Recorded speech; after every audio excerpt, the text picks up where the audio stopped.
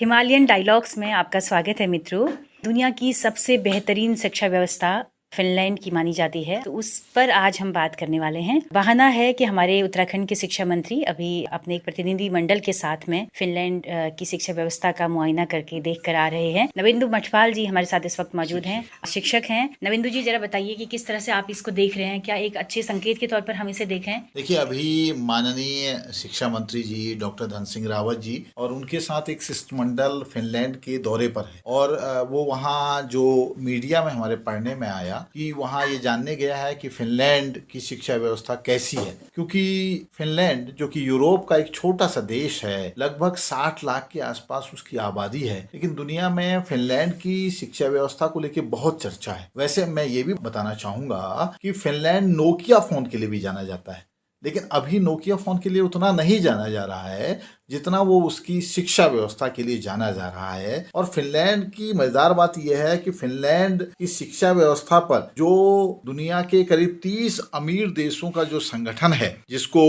आर्थिक सहकार एवं विकास संगठन OECD कहा जाता है, उसका एक 3 साल में एक सर्वेक्षण होता है, एक मूल्यांकन होता है जिसे पीसा कहते हैं, अंतर्राष्ट्रीय विद्यार्थी मूल्यांकन कार्यक्रम। और पीसा ने भी ये कहा है अपने मूल्यांकन में, सर्वेक्षण में, कि फिनलैंड की शिक्षा व्यवस्था दुनिया की सबसे बेहतरीन शिक्षा व्यवस्था है। ये तो हम अक्सर सुनते रहते हैं कि बहुत अच्छी शिक्षा व्यवस्था वहाँ की है, बल्कि बाकायदा हम देखते हैं कि हल्द्वानी शहर के कुछ स्कूल अभी उसके मॉडल पर चलने के लिए हम देखते हैं कि बड़े बड़े बैनर्स टंगे रहते हैं। तो इसको अगर हम थोड़ा सा डेप्थ में जाकर देखना चाहें कि क्या व्यवस्था है शिक्षा की वहाँ पर। देखिए, फिनलैंड में पहली बात जो सबसे ध्यान खींचने वाली बात है, इतना विकसित देश है लेकिन वहाँ कोई निजी स्कूल नहीं है। ये बात जरूर है कि कुछ अलग तरीके के स्वतंत्र स्कूल जरूर हैं, लेकिन वो भी सरकारी स्कूल ही हैं और वहाँ भी कोई फीस लेने की इजाजत नहीं है, कोई निजी विश्वविद्यालय भी नहीं है। सभी बच्चे वहाँ सरकारी स्कूल में जाते हैं और जो भी खर्च है पूरी तरह मुफ्त है। मुफ्त भोजन मिलता है, इलाज होता है, उनका पूरा मनोवैज्ञानिक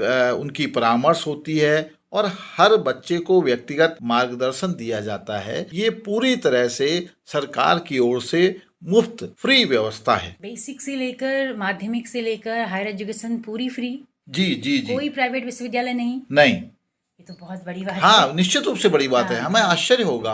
हम लोग जो इंजीनियरिंग से लेकर मेडिकल से लेकर IIT जितने भी संस्थान होते हैं सारे, हाँ, मेरी जानकारी में हर स्तर पर पूरी तरह मुफ्त है। मतलब हम जैसा एक विकासशील देश, मैं इसीलिए, देखिए, इसी कारण से मैंने शुरू में एक बात कही कि ये हमारे मंत्री जी का जो दौरा है वहाँ का, ये बहुत स्वागत योग्य है। अगर हम उससे सीख पाते हैं और जो वहाँ की शिक्षा व्यवस्था है उसको उत्तराखंड में वास्तव में व्यवहार में उतार पाते हैं कि कोई निजी विश्वविद्यालय नहीं होगा, कोई निजी विद्यालय नहीं होगा, निजी विश्वविद्यालय नहीं होगा, सारा शिक्षा का खर्च सरकार करेगी, तो इससे बेहतर बात कुछ हो ही नहीं सकती। क्या बात। तो नवेंदु जी, थोड़ा सा बताइए कि वहाँ पर शिक्षकों की स्थिति कैसी है? देखिए, मजेदार बात यह है कि शिक्षकों की स्थिति भी वहाँ बहुत बेहतरीन है। ठीक है, उनको अच्छा वेतन है, प्रतिष्ठा है और काफी जिम्मेदारी भी दी जाती है। शिक्षक के लिए वहाँ पर स्नातकोत्तर होना बहुत जरूरी है।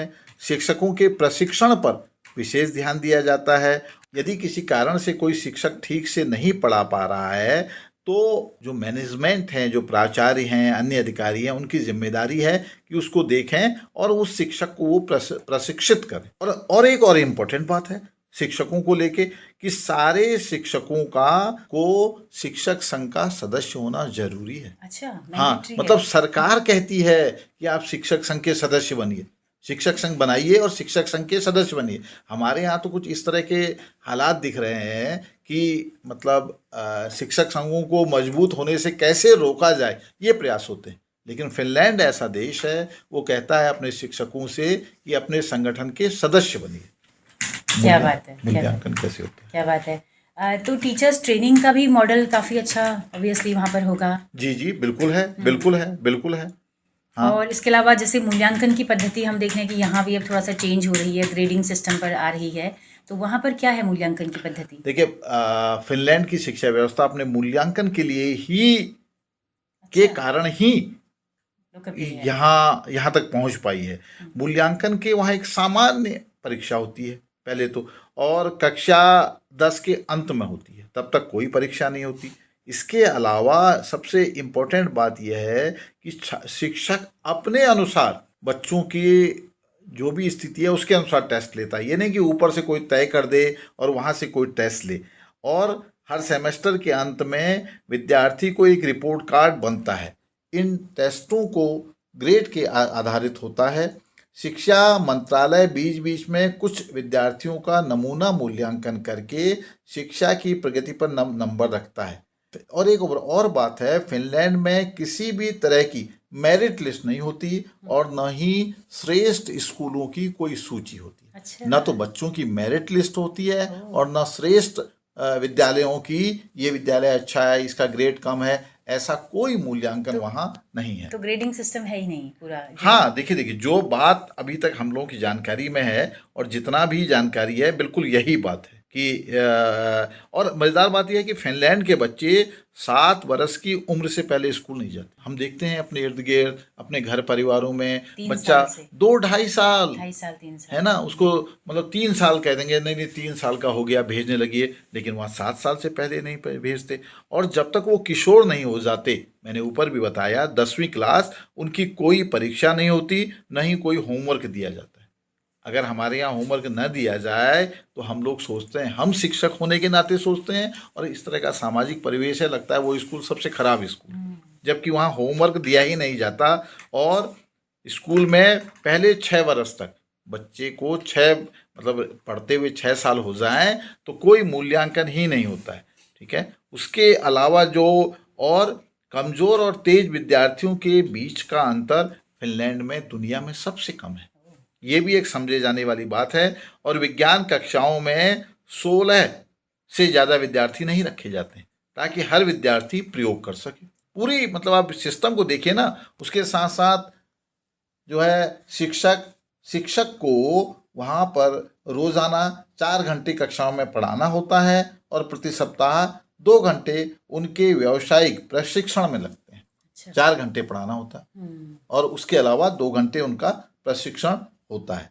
और एक इम्पॉर्टेंट बात यह है कि स्कूली शिक्षा पूरी तरह यानी 100% सरकार के खर्च पर होती है। वो बात जो मैं लगातार कह रहा हूँ, जो लगातार बता रहा हूँ, ये यही है कि जो कुछ भी सरकारी शिक्षा है वो पूरी तरह से सरकार के खर्च पर है। तो इसलिए हमें लगता है कि अगर हमारे विभागीय अधिकारी माननीय मंत्री जी वहाँ गए तो निश्चित रूप से उन्होंने बहुत कुछ देखा होगा, वो देख रहे होंगे, समझ रहे होंगे, लेकिन ये जो उसकी मूल बात है कि वहाँ सब कुछ सरकारी खर्चे पर होता है, कोई निजी स्कूल नहीं है, शिक्षकों को की काफ़ी प्रतिष्ठा है, उनका वेतनमान अच्छा है। तो मुझे लगता है कि ये जो मूल बातें हैं निश्चित रूप से आने वाले समय में उत्तराखंड में लागू करके यहाँ की शिक्षा व्यवस्था, हम संक्षिप्त में इसको कह सकते हैं, अगर हम एक लाइन में कहें, पड़ोसी स्कूल की अवधारणा पर आधारित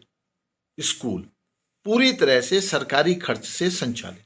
मेरे घर के बगल में जो भी सरकारी स्कूल है नज़दीक में, मेरा बच्चा वहीं पढ़ेगा, चाहे मैं भोजन माता हूँ, चाहे मैं प्रोफेसर हूँ, मैं लेक्चरर हूँ, मैं देश का प्रधानमंत्री हूँ, या कोई छोटे से पद पर चौकीदार हूँ, राष्ट्रपति हूँ, सबका बच्चा नज़दीक में जो सरकारी स्कूल है वहाँ जाएगा। ये जो कल्पना है, बिल्कुल एक सही जो मायने में जो हमारे पुराने शिक्षाविदों में भी, कोठारी आयोग में भी जो कल्पना है, इसको साकार होना सबसे ज़रूरी है, समाज के हित में भी और शिक्षा के हित में भी। तो बहुत ही महत्वपूर्ण जानकारी नविंदु जी आपने दी। मुझे लगता है कि और डेप्थ में अगर हम जानना चाहें फिनलैंड की व्यवस्था को, अगले एपिसोड में हम बात करेंगे और विस्तार से कि मेडिकल की स्थिति क्या है, इंजीनियरिंग में वहाँ पर स्टूडेंट्स क्या कर रहे हैं। मुझे लग रहा है कि और इस पर जानकारी हमारे श्रोताओं तक पहुँचनी ज़रूरी है ना? जी जी, बिल्कुल बिल्कुल, और बिल्कुल डिटेल में जरूरी है, हम सबके लिए बहुत ज़रूरी है कि हम देश दुनिया में, और ऐसा नहीं है कि फिनलैंड में ही ऐसा है,